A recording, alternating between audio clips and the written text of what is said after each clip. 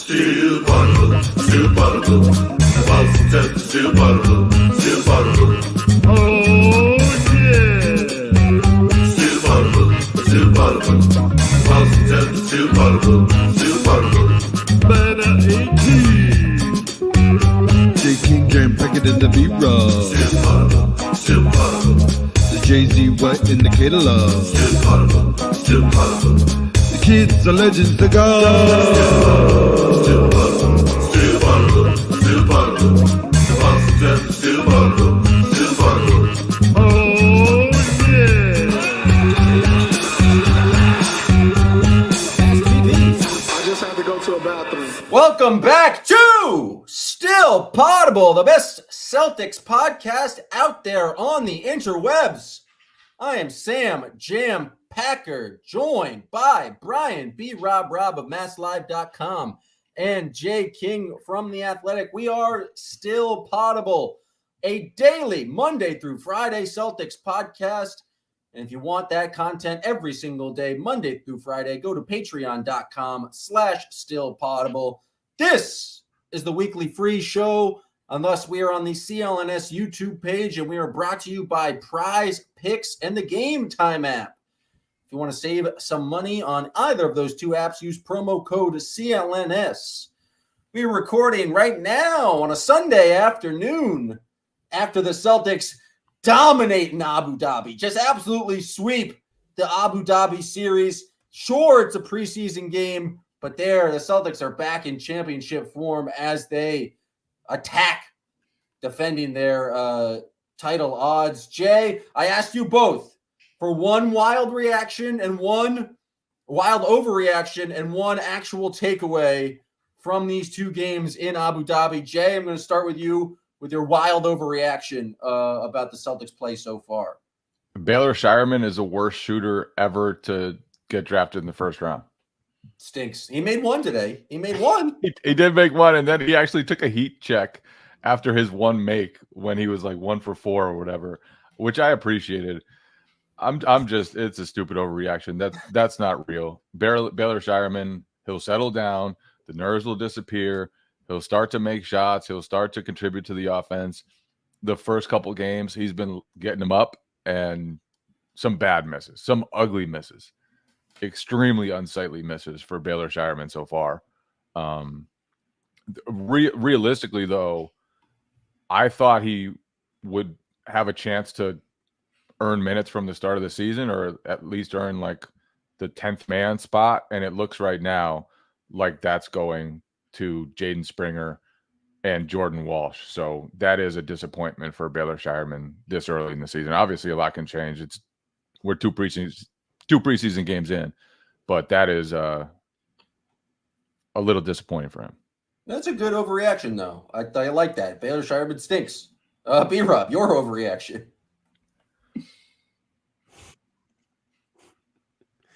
B-Rob. I'm gonna go with the Nuggets bench are in a lot of trouble. That could be. Oh, he goes Nuggets here. I'm going Nuggets here. We a Nuggets podcast? No. Well, here's it. I don't know whether it's the Celtics making. Podcast? No. I'm doing an overreaction on the game, and the Celtics make a lot of teams look terrible, which could be the case here. It's preseason, but I'm looking at what the Celtics, this destruction they laid out today, and I'm looking at all these guys that need to fill in for, as role players on this Nuggets team if they want to be a contender to go up against Celtics. And I'm looking at them like they have no chance. Like this is, you have Jokic, and I know Gordon and Porter didn't play today, but there's holes everywhere, and I don't think any of these guys are stepping up. So I think I don't know. I'm crossing off the Nuggets. Not a Julian Strawther guy. Not a Strawther guy, not a Braun. You're Tyson, whatever. Not doing it. Russell Westbrook. I don't know what's going on with B-Rob's audio, but I'm struggling to hear it right now. But anyway, he's not in on the Nuggets bench, and that's a huge question mark for them, obviously. And I think the Celtics bench will probably make a lot of teams look bad based on what happened last year and the insane net rating they had with Peyton Pritchard and Sam Hauser on the court. But it certainly was. It turned into a blowout, and Pritchard and Hauser were just just controlled the game when they were out there over the first 2 games. I don't know if I'm more surprised at the B-Rob going for Nuggets for his first overreaction, but I don't even know if that's much of an overreaction. Right, I don't know. That's the thing. It's borderline. That's a good old-fashioned observation, B-Rob. Yeah, they lost the third quarter 42-16.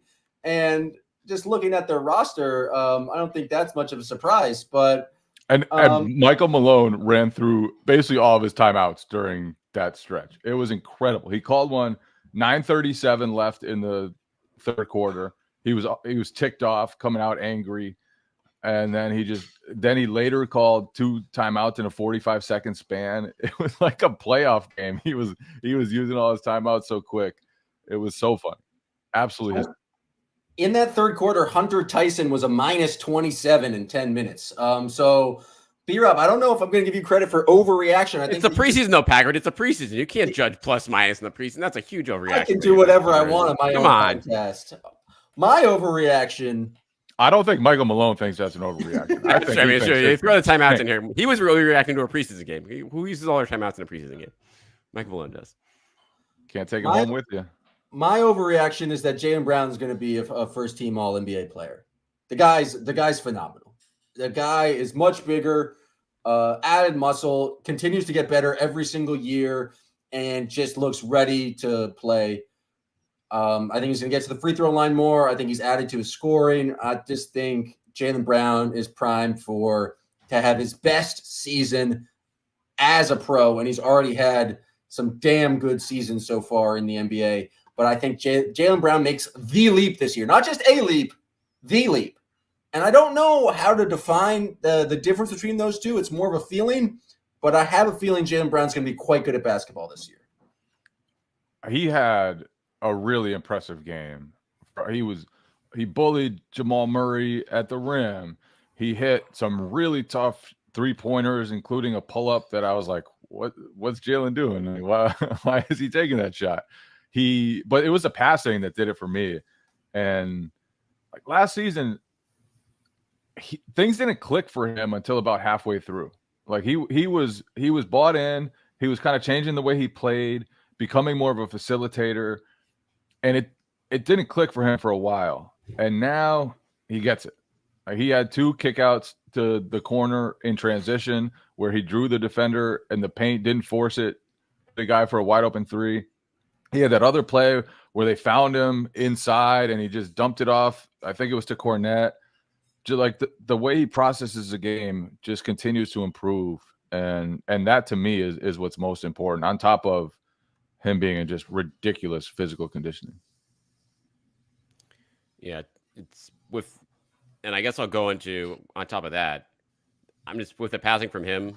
I'm getting like 09 Celtics vibes from this team right now in terms of how they're going to come out. Like the level of passing and chemistry we're seeing right now, I think is, not a huge surprise, but the difference of this group is like guys like Jaylen, Tatum, and Derek White are still like ascending as players on top of it, which you get to a point where Jaylen Brown obviously could very well be a first team All-NBA. I don't think that's an overreaction. That's very much in play. The Celtics, like, it's very rare to bring back the entire bench, to bring back everybody that matters from a championship team.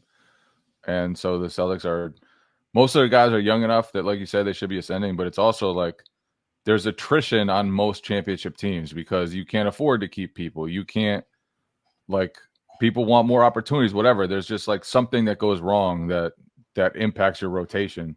And right now, obviously, the Celtics are dealing with Kristaps Porzingis' absence, and they'll be dealing with that for a while. But they have so much back, and the continuity, you could just see it. Like, they're not starting from scratch. There was one play. It was Jason Tatum got doubled.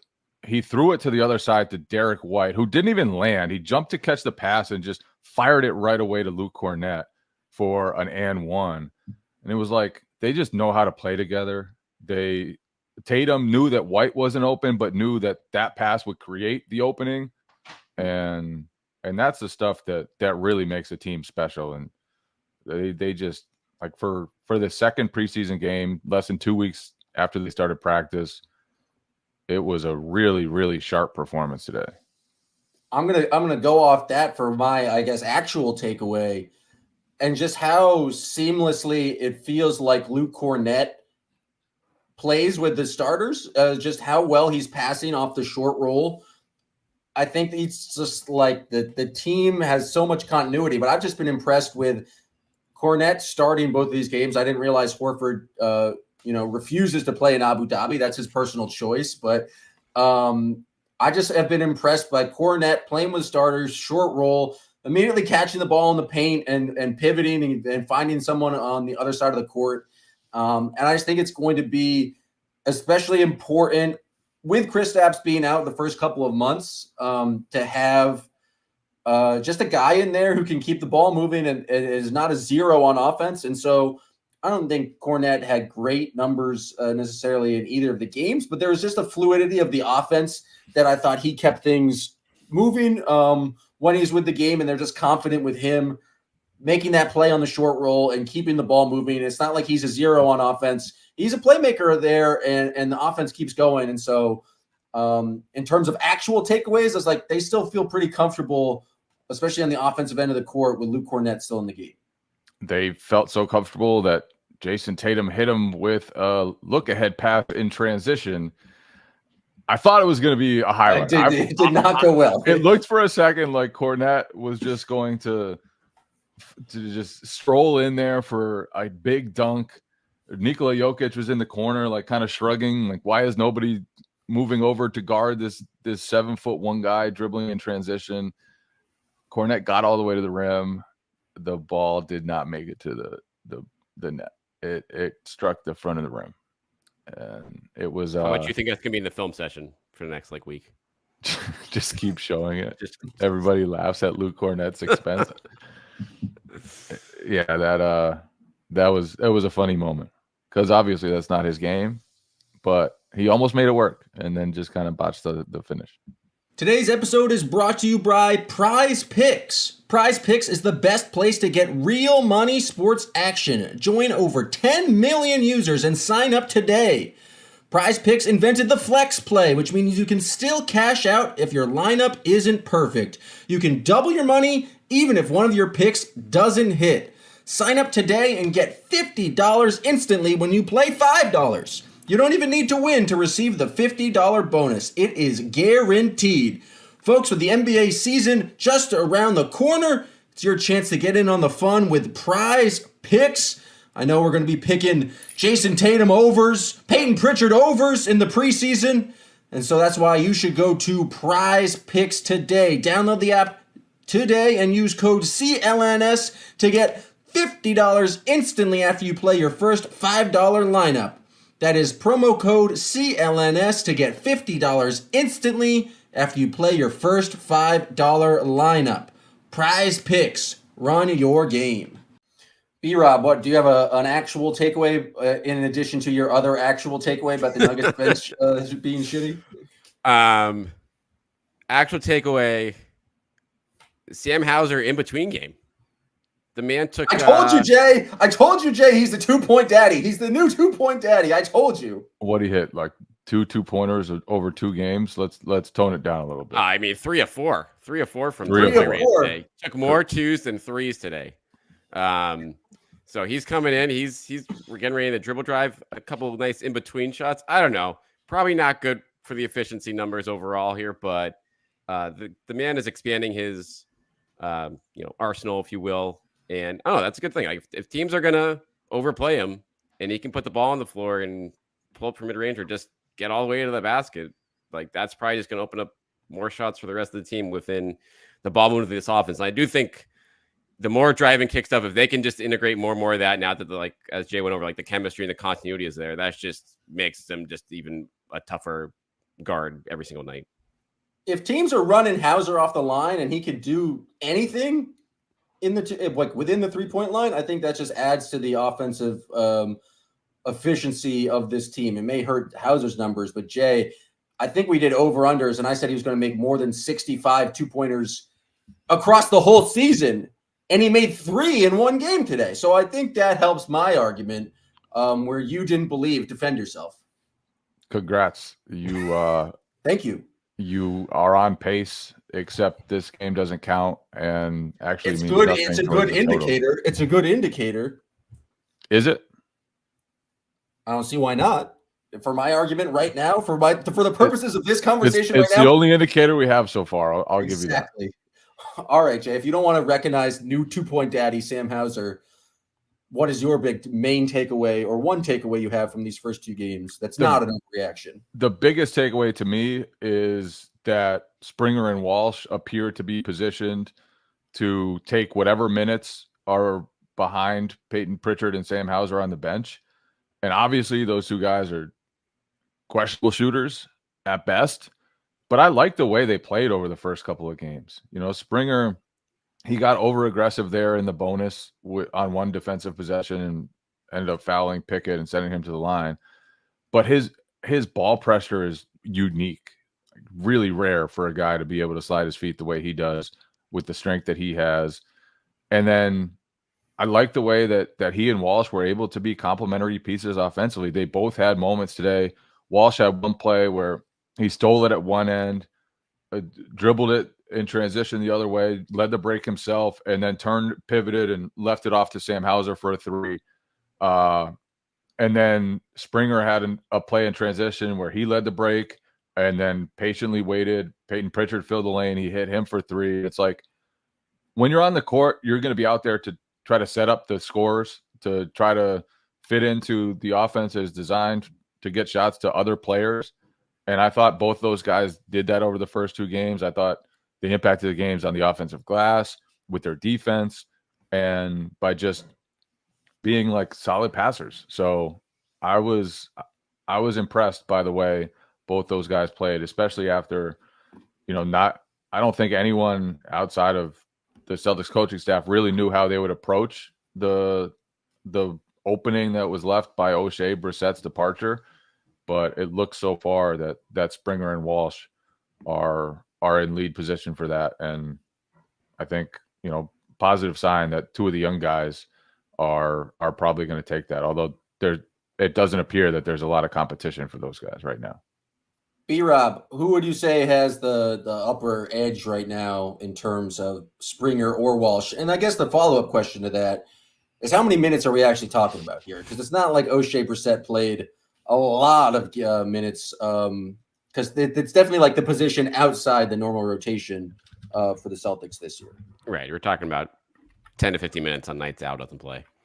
I think personally I'm in on Walsh over Springer right now in that horse race. There's still plenty of time to be had, but that sequence that Jay described of him within a steal and then locating Hauser in transition, like that's the type of IQ stuff that is going to be very important for whoever player comes into this role, being like, all right, know what you can do. And I just like Walsh's size, his ability to rebound on both ends of the floor. He's had some, good awareness steals there. The defense is there, but the hoops, the offensive IQ, I think has been better overall than Springer. But Springer obviously has a much stronger track record and played real minutes in the NBA last year with the Sixers. So I could see honestly that like fluctuating matchup to matchup, Jay, like when push comes to shove. Yeah, and that's kind of how they approached it last season. Like I say Brissett because he handled the biggest. He got the most playing time of that group of guys. Well, he wasn't traded, so yeah. But Delano Banton erasure and Lamar Stevens erasure won't happen on this podcast. Yeah, so it wasn't always him, but he did play he played in 55 games, decent amount of games. He played 12 minutes a game in the games that he played. So his role wasn't the most important, but it's like that's a significant role for that number of games. And I think that was one of the only question marks that I had about the Celtics rotation going into the season was how are they going to fill the spare minutes? And it looks right now like those are like Joe is definitely heading to give those minutes to either Springer or Walsh. Lonnie Walker only played. I would take away from the weekend. Lonnie Walker's not making the 15-minute roster. Yeah, better learn down east, Lonnie Walker, because you're going to be a Maine Celtic. Doesn't look great for Lonnie so far. And Baylor Shireman, there's still plenty of time for him to, make his way into that conversation. But so far, it seems like Springer and Walsh are alone in that competition. I think that makes sense just because Shireman is a rookie and Springer and Walsh have some NBA experience, and it's just so it takes some just getting used to and reps having there.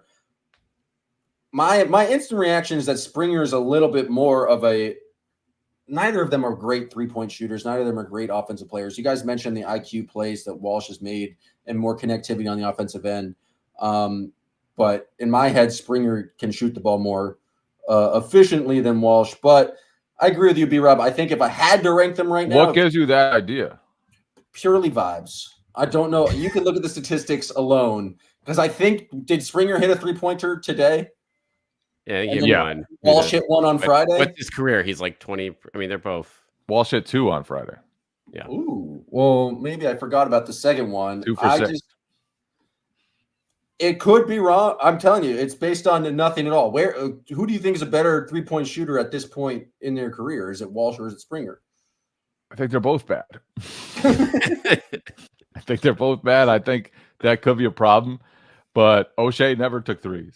Like Lamar Stevens was not a three-point shooter. It's not like the Celtics are replacing guys who are deadly three-point shooters. I thought there was a chance that Baylor Shireman would emerge right away, and he would. Oh, that guy can't shoot either. That guy stinks. Or Lonnie Walker would kind of seize the opportunity, but not sure that's happening. And so right now it looks like they're going to be choosing between 2 non-shooters. And it's, do you want the guard who can, attack guys defensively, or a kind of do-it-all wing who he'll put up shots. Jordan Walsh will put up shots. It's just not sure a lot of them will go in. Well, if they both equally suck at shooting, I feel like Walsh has the edge just because of his size and defensive versatility there. And maybe if you need someone like a really guy, like hand someone on the perimeter, you go to Springer. But I do feel like it's Walsh at this point and I love, this is the purest of preseason basketball analysis, just talking about the battle. The battle for the 10th man. Let's go to the first. I remember one year, every day I just wrote a story on RJ Hunter versus James Young. And that was every single day. You got to relive that. It was and no one won. Neither won that competition. All right, let's go from the 9th, 10th man to the roster to the first man on the roster. I'll call him the first man. B-Rob, as a known ball knower yourself, have you looked at the film and the mechanics? Is Jason Tatum's shot fixed? Done. It's totally miraculous fix by Jason Tatum. I'm so sick of this conversation. I'm done. I'm glad we did not bring this up to the 22nd minute here. What do you go? People on Twitter like, wow, Jason Tatum's shot looks so much better. Like, wow, he really changed everything. It's like the guy shot 38% from 3 last year on tons of attempts. He's always been a very good three-point shooter. This is nothing new. He had one bad playoff run. He did not shoot the ball well during the Olympics over the span of 15 total attempts. Calm down, everyone. Jason Tatum was always going to be a good shooter, has always been a good shooter, and his shot looks very similar to the way it has always looked. No, it's wildly different now. It's much faster. The shoulder placement's different. He's flicking the wrist early. I think I heard Scala say he's flicking his wrist earlier in his shot than he did before, which for me, I've noticed makes a world of difference in three-point shooting. So I think it's fixed. Shout out to Drew Hanlon for fixing those 6 mechanics. What if he'd missed his last attempt today? So he was 2 for 7 instead of 3 for 7. How would you have felt? Terribly. I would have said it's not fixed at all. He still has a hitch. See? It's dumb. So dumb.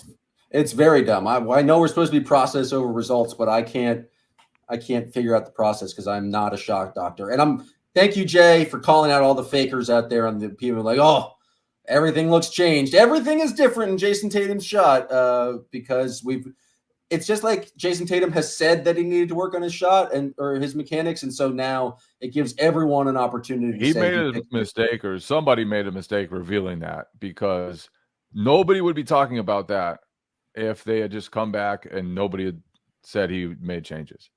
And now the first question that they televised, at least on his press conference, was about the changes in his shot and whether he feels comfortable with it. And he was kind of like, I shot 38% last year, guys. Like every season I kind of do this and figure out what I need to do. And I don't think he was ever concerned. I don't think anyone with the Celtics was ever concerned. It would have been a non-story, except he or somebody let it slip that he changed some things. I think it was him. I think he just came out and said it. Speaking of his press conference, did you see someone at his press conference today ask him if he was wearing a fake watch? Yeah. Bold move from the local press. No, asked him if he was wearing a children's watch. He said it looked like a children's watch. But I don't even know what that means. What is a child's watch compared to an adult? You know, the little like plastic watches that you could go get at like the grocery store or something? No, I don't. You've never But lived. he just responded, "That's crazy." But it was an absolutely wild question. I love the fact that some international reporter just immediately gave Tatum shit. It was like This like is Abu Dhabi. He loves her off. he felt so comfortable that he was just crapped on the guy during his first question. It was awesome. He's never going to need those questions again. Might as well just get him out. And it totally derailed the press conference. He and Derek White were just like laughing the rest of the way.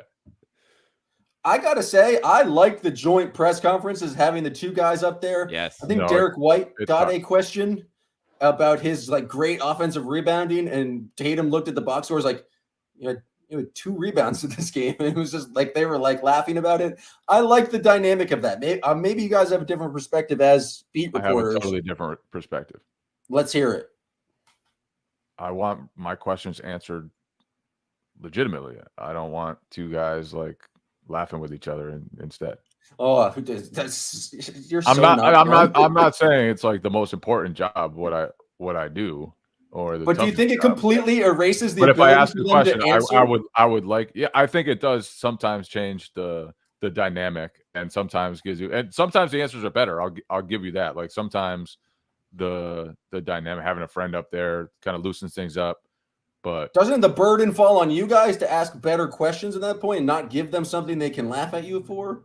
Not like make fun of their watch or say Derek White's the best offensive rebounder in the league. Like it puts more onus on you. So like to ask a better question. I wasn't specifically talking about today's press conference. If I ask about your watch, like I don't expect a good answer. To Jay's point, you definitely get better answers when they're solo, but you get much more entertaining moments when you get the tandem press conferences. And I go back to like, I love like the KG Pierce joint press conferences, like way back. They stopped doing those, but that if you go back, you want to go search some of those on YouTube back in the day where they're just giving each other shit, and it can lead to some good quotes, but also just like hilarious moments. I feel like Tatum and White, and correct me if I'm wrong, how often are they giving you guys real nuggets of insight in a post-game press conference? Tatum, I feel like, is one of the best in the league at speaking in cliches, and Derek White is just a very mild-mannered individual. You are using a defeatist perspective. For a man who stresses Kaizen and optimism, this is a very defeatist. Oh, we're not going to get good stuff from this guy. We should not maximize. I'm hopeful for entertainment. I don't care about you and you guys, a little team transcribe just typing up. Let's move on. I'm pretty 100% certain that nobody cares about the dynamics of a press conference out there. Football season is back, and it is your opportunity to get in on the action with Game Time. Game Time has a new feature called Game Time Picks that makes getting tickets to see your favorite teams play live even easier. Game Time Picks filters out all the fluff to show you only incredible deals on great seats, so you don't have to waste time searching through thousands of tickets. Game Time Picks makes it easier to save on sports, concert, comedy, theater, and more. Any tickets that you want, you can get through the Game Time app. They have all-in pricing. This feature allows you to show the total up front with no surprise fees at checkout. seat views, panoramic views from the seat in the app before you buy. That comes with a lowest price guarantee, or if not, Game Time will credit you 110% of the difference. And then Game Time ticket coverage. Your purchase is covered with the most flexible customer service policy in the ticketing industry. Take the guesswork out of buying tickets with Game Time. Download the Game Time app today, create an account, and use the promo code CLNS for $20 off your first purchase. Terms apply. Again, create an account and redeem the code CLNS for $20 off. Download Game Time today. What time is it? Game time. All right. Before it feels like we're transitioning to the junk portion of the podcast. But is there any other basketball takeaways you guys want to address before I can dive into my list? Anything basketball? Drew Holiday exists. He was there. I thought he was awesome defensively to start the game. I was so impressed by Drew Holiday's intensity, especially early on. He made like just a bunch of plays where he was physical, he was disruptive. He was Drew Holiday, and I thought that helped kind of set the tone. Like the first game, the Celtics were very sloppy early on, but in this one, felt like the starters just played at a high level, and the bench did too. But the starters opened things up at a high level, and through the stretch where White, Brown, and Tatum all played to start the third quarter, they just really controlled the game, and really like outplayed the Nuggets a lot, except for all the fouls that the Celtics had that sent the Nuggets to the line. All I got left is Xavier Tillman above the break sharpshooter. He's launching. Look out. Do we think that's for real? No. Oh, no. Not necessarily the making him part, but do we think him taking him is something that's going to actually happen in the regular season? I feel like not hesitating much. I feel like they've been on him to shoot it. I feel like if he shoots it, even at a respectable level, those will be shots that are wide open all the time. Nobody's going to overreact to Tillman, even if he makes a few. So, did everyone watch? I feel like he'll take them. Him making that three in Game 3 of the NBA Finals changed everything. And so if people don't react to it, they haven't been watching the proper film, in my opinion. I mean, you could just look at his basketball reference page and see all the ugly three-point percentages in his past, and that's probably more telling than one make in the finals. I'm the one trying to be hopeful about, and Kaizen about, Xavier Tillman's possible three-point dynamic attack. But if he's open, I think he's going to shoot him. I don't know how much he's going to make him. I agree. I don't know how real that is. All right, Jay, we got to talk about your embarrassing moment on Friday night. And it's not just an embarrassing moment for you. I would say it's an embarrassing moment for all parties involved. I don't think it was embarrassing for me at all. I think it's absolutely embarrassing for you. Let's describe it. What happened. Let's describe it. Mark D'Amico, Celtics reporter, Peyton Pritchard was going off as Peyton Pritchard does in moments when he's with the second team. And Mark D'Amico tweeted something about all the naysayers of Peyton Pritchard's contract extension. And Jay responded, "What naysayers? The ones in your head?" And then Mark D'Amico I enjoyed that response. Mark D'Amico responded with a picture of a tweet of Jay King saying that it was a bad signing for Peyton to re-sign Peyton Pritchard because he had his lowest field goal percentage and lowest efficiency in years. And then Jay King responded to that tweet, a photo of a tweet, not an actual tweet. He didn't copy the link to the tweet, a photo of a tweet saying, "Didn't you know that was obviously sarcastic?" The problem is it was a Photoshop, Jay. You never actually tweeted that. And so the reason you look like an idiot is because you defended yourself. You defended your own fake tweet as sarcastic, but you never tweeted it at all. Well, here's the thing. The way it was written, it certainly looked like sarcasm. I'd never in a million years would have guessed that Mark D'Amico would Photoshop an old tweet of pretending to be from me and put that on Twitter and act like, and to me, that's a sign. He couldn't find anyone who was a critic of that extension at the time.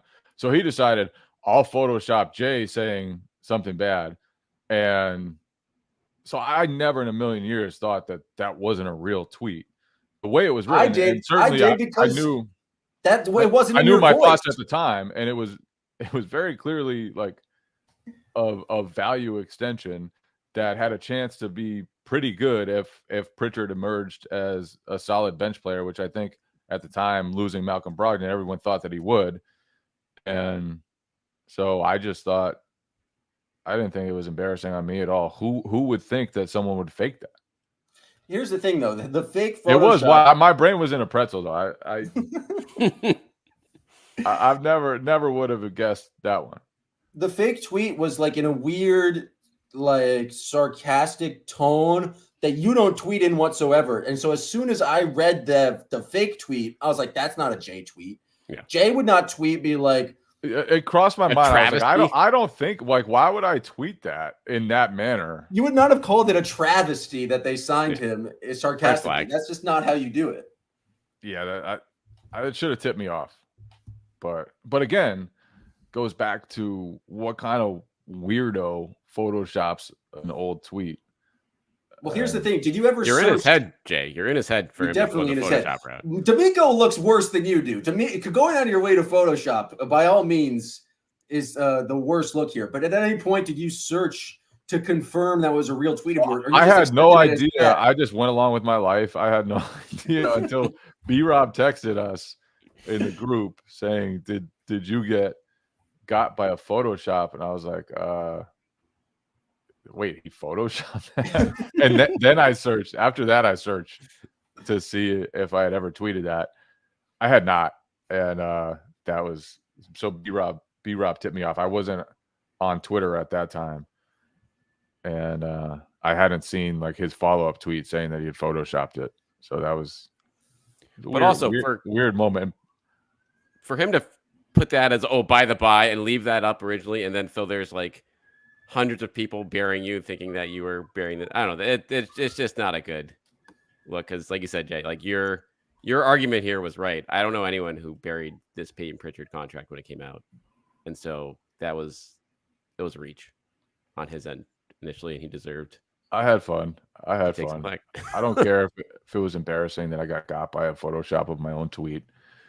I had fun. D'Amico and I were texting about it. We both had laughs, and we'll move on. Just sets a dangerous precedent to just be photoshopping other people's tweets. You know, it's like a slippery slope that I don't think we should go down. And I'm frankly surprised that it wasn't me to be the first one to cross this threshold, trying to embarrass Jay King with his own tweets. And I think that should be a new thing. I think people online should start photoshopping wild tweets of mine that are and to see if you can identify your own tweets or not. I mean, I've already proven that I cannot. But I think if people tested me and if I knew it was coming, I'd be more likely to have my antenna up. All right, here's another test for you. Scal and Drew Carter are on the broadcast. Scal is, I think you and Scal are similar, Jay, in that you're just curmudgeonly men who only think about basketball. And so I have a two-part question for you. Scal answered negative to both of these questions. Do you know who Sabrina Carpenter is? And do you know what the phrase gaslighting means? So I don't know what gaslighting means. I'm with Scal on this one. I hear it all the time. People say gaslighting all the time. I definitely don't know what it means. And then who is Sabrina Carpenter? Sabrina Carpenter is a musical artist. You might know her song Espresso. It's very famous over the summer. Definitely don't know the song Espresso. Your wife probably does. But I'm not surprised you how do you not know the phrase gaslighting? It's like a very common people say it all the time. Phrase. I don't care what it means. And where is your intellectual curiosity to be like, oh, here's a thing people are talking about a lot. I want to know what they're saying. No, I just think it's stupid, and so I don't care to find out what it means. You gaslight a lot, Jay King, is the issue, though. Do you have a guess what it means based on the usage of it? Yeah, Jay, what is your best guess for gaslighting? I truly don't care and will not. I think you're gaslighting us right now, saying you don't care. Maybe. just to let you know and the audience know, gaslighting is a form of psychological abuse or manipulation in which the abuser attempts to sow self-doubt and confusion in their victim's mind. It's when you kind of pretend something is that is untrue is true, basically to try and make the other person question themselves. And so when you're trying to gaslight. When you Photoshop someone's tweet. Yeah, but this D'Amico gaslit you. Yeah, you got gaslit, but you're trying to gaslight me and Brian right now by saying that you don't care about the definition, because I think it's insane. I think you do care. I think you're just trying to put on airs right now. If I've lasted this long without knowing what it means, I think you can believe me when I say that. I think you do know what it means, and you're gaslighting us to. Now I do. Thanks to you guys. Appreciate you. All right. Speaking of Scal and Drew Carter, what'd you guys think of LeBron James, of all people, calling them out on Twitter because they said he threw Russell Westbrook under the bus in LA? They didn't say that he threw Russell Westbrook under the bus. He said it was a scapegoat. They said Russell Westbrook was a scapegoat, and then Drew said, "Oh, one of LeBron's teammates becoming a scapegoat. Shocking," or whatever he said. So they didn't say that LeBron threw him under the bus. They said he became a scapegoat on LeBron's team, as other players have done in the past. It was interesting because LeBron responded. I don't know why people just took that one moment out of the broadcast. It was not really a serious moment. It was not. It's because it was the only basketball on, and so Legion Hoops had to aggregate it because there was nothing else going on. Yeah, and I guess, and then LeBron saw it and reacted, and I mean it is like, so this is the one like serious part of it is. You don't like it. You can't just take shots, or maybe you can, but it's like if you take a shot at LeBron James, even if it's very light, even if it's not very serious, like I don't know if that's the best thing to do if you're Drew Carter. And maybe it's something he'll learn from as a young announcer. Maybe it's something he doesn't care about, and we'll just keep saying it. And I think that's totally fine too, because it really didn't matter, even though LeBron responded to it. I thought it was funny how they reacted today to it. And Scal just said, thanks, LeBron, for watching. Yeah, and then they said they for the did broadcast. breakfast. Yeah. So it is like it was weird. It was just weird. LeBron responded to it like it was serious. And yeah, he made it the story. Like him responding is the story here. And yeah, like the fact that there's no other basketball games on right now. Like everyone, like everyone was watching this game because this is the first game of the season. And so, including obviously a lot of anything with LeBron gets clicks and eyeballs. And so it got out there. And yeah, I don't think they said anything out of line. It's just like you're going to be the number of people watching you who are just higher for this game. I do like that LeBron accused them of traveling all the way to Abu Dhabi just to talk shit about them. And no, sir. They're in a Needham studio right now talking shit about you. So it's wild. They're comfortably doing it from their homes. Do you have, guys, any other junk or observations from the Celtics trip to Abu Dhabi? I just have in my notes, game 1 on Friday, Demias Queta let out a ferocious scream when he thought he was open in the post and did not get the ball. I didn't know Nimi had it in him, but I did like that from him. I don't think Nimi should be spending too much time calling for the ball. Shots fired. No, I'm not. That wasn't a shot. It's just like that's not your role. Just no, Nimi's going to quote tweet this. He's going to quote tweet this. Yeah. Say, how dare you talk about me? Travel all the way to Abu Dhabi to talk shit. Yep. Here we are in Abu Dhabi of South Boston. I also liked Chris Forsberg's, all his reporting from Abu Dhabi, but he was just like, they brought in all these sports scientists to talk about how to deal with the jet lag and everything like that. And it was a strategic, and Peyton Pritchard refused to listen to any of it. Peyton Pritchard hates science, and he was just like, I'm going to go hoop. And that's what Peyton Pritchard does. So good for Peyton Pritchard. Screw the scientists. He doesn't care about jet lag. He's just going to go and get buckets. I feel like that's how Joe Mazzulla thinks too. It's like I'm sure he knows all this science and is aware of all the science. And then he's like, doesn't matter what that is. We just have to overcome it. No So excuse. maybe Joe Mazzulla told him to screw the scientists. Perhaps. Maybe they're on a march against science. Perhaps. Neither of you guys are going to care about this, but like soccer royalty visited the team in between games. It was like Thierry Henry, Ronaldinho, PK, just a whole bunch of guys who were just Who's the last one? PK? No clue. You've heard of the other guys though, right? Yeah, which means they must be really good at soccer. Gerard Piqué, he's a Spanish soccer player. Did you see the Porzingis picture, Packard? Yeah, that was The the thing. locker It's just room? like Thierry Henry just like drawing up a play for Joe Mazzulla.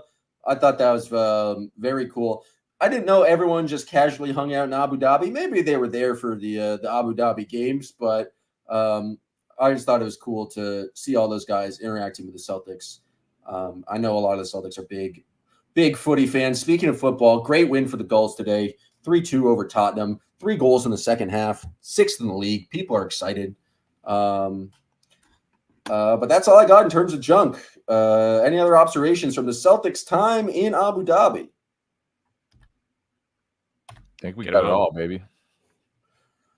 All right, folks. That's going to be our time here. This has been the free version. If you enjoy this podcast and want Celtics coverage Monday through Friday, go to patreon.com/stillpoddable. We got podcasts for you every single day, Monday through Friday. We also got smaller bonus content. It's called J-Mail. Jay King asks or answers voicemail every single day. If you want to ask Jay a question, go to the phone number or call the phone number 617-684-5965. The number is 617-684-5965. Ask Jay about the Celtics. Ask Jay about life. Ask Jay anything. He's answering questions. And that is all on patreon.com/stillpoddable. We'll be back for more tomorrow with more Still Poddable, breaking down the Celtics. I think we're going to be starting our previews, previewing the Celtics against every single team in the league. So look forward to that next week. We appreciate you guys listening to this episode of Still Poddable. Still Poddable, Still Poddable. The Boston, Still Poddable, Still Poddable. Oh, yeah.